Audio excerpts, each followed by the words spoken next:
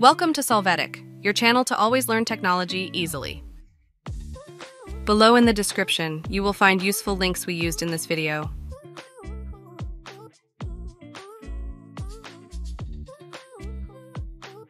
Today at Solvetic, we show you how to check restricted list on Instagram.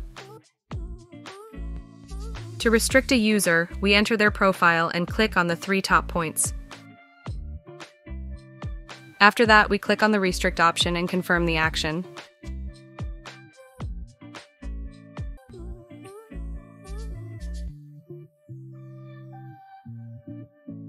Now, to see the restricted users, we will go to our profile and click on the Settings and Activity menu. After that, we look for the restricted option and click on it.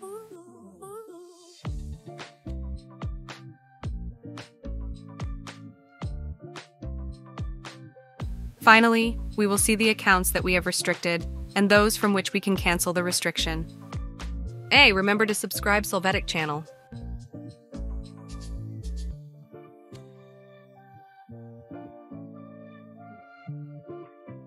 We hope it has been helpful for you. Here are links to watch more videos of your interest and subscribe to the Solvetic channel. Thank you.